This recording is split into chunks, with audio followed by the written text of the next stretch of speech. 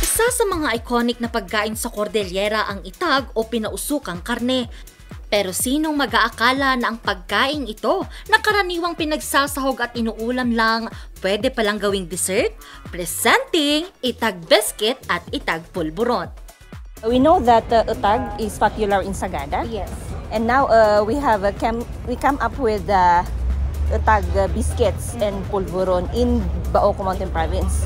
So the process of this one is just like maybe this is not just ordinary biscuits because we flavor it or we innovate the utag biscuits. So what if you try our kilala in Sagada, which is the utag. So we innovate the utag biscuits. Sa paggawa raw nito ay katulad din sa paggawa ng pulburon at biscuit, pero kasama sa mga sangkap ang itag.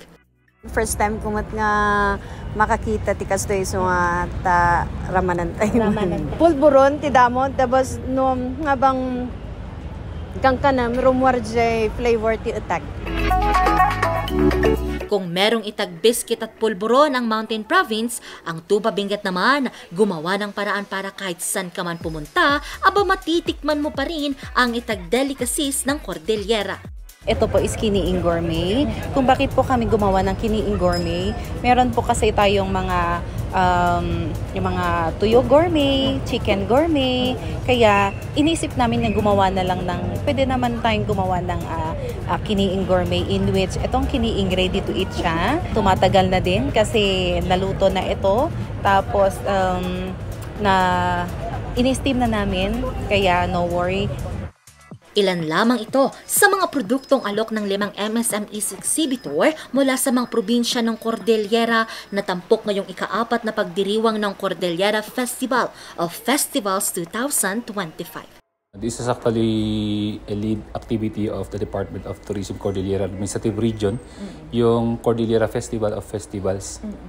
Ito ay nilaunch lang namin kanina actually. It's a 5-day event. Starting today until Sunday.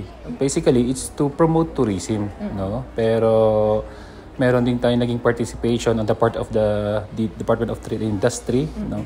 Kaya sumali tayo doon at meron tayong mga napiling mga exhibitors. Kaya pati si Nanay Marta na pauwi na sana napabili ng mga pasalubong. Dati ko nang ginagamit ito, hinahalo sa salad, kung medyo gutom ka at walang madampot na merienda din. You are helping the producers, the farmers, di ba? Yes. Maging, ito yung aking prinsipyo.